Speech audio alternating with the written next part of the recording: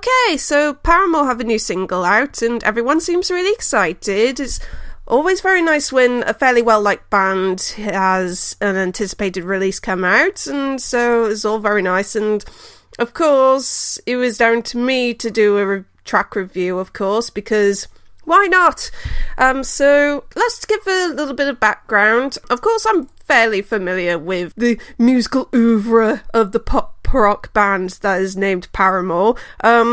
Probably is not as much as some other critics I know. I mean, I've never sat down and listened to a full album of theirs, but I'm fairly familiar with their singles. I mean, like, I remember about 10 years ago when stuff like Misery Business came out, and I have to say that a couple of those songs from that era, when they were more kind of like had a more harder guitar sound and had a slightly more visceral sound than what they do now.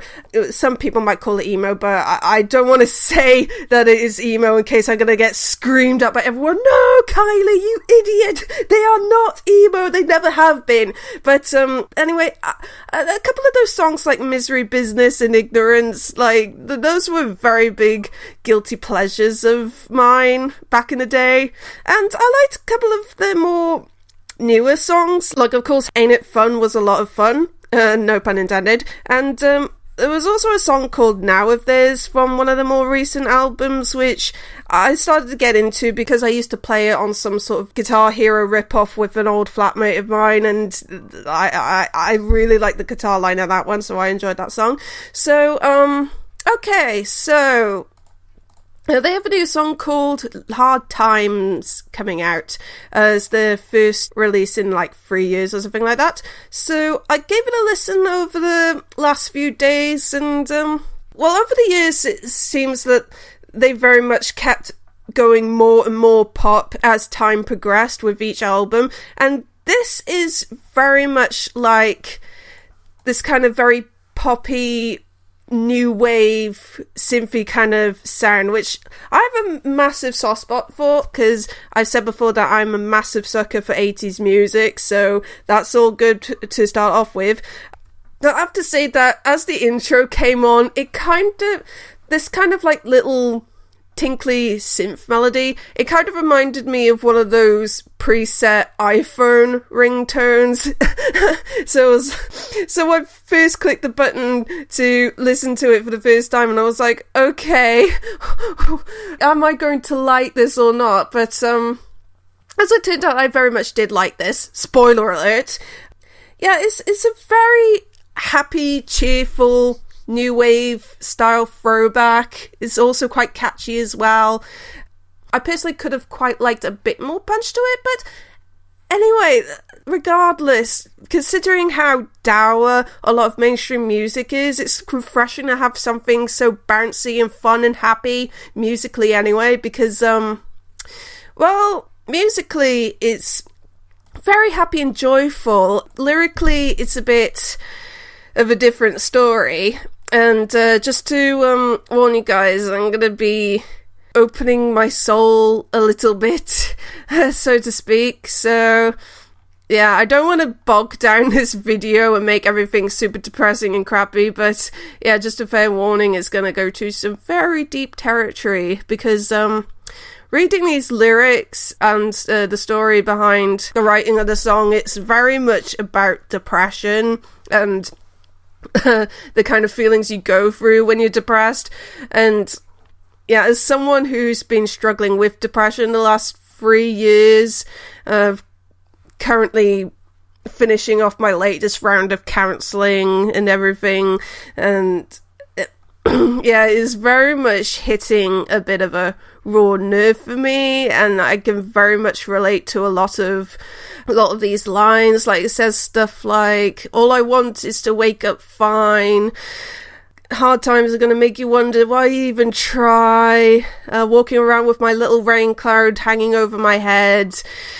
And yeah, it is kind of very basic symbolism for depression, but it still rings very much true. Like, you just, a lot of the time when you're feeling really low, it's just kind of like, feel like this massive sort of like dark fog hanging over you, and it's just wondering when it's finally going to lift up, and you start doubting yourself, and you start wondering, well, when the hell am I going to start feeling any better? And that you just want to be happy again and get on with life without being so miserable all the time. And yeah, it very much rings true. And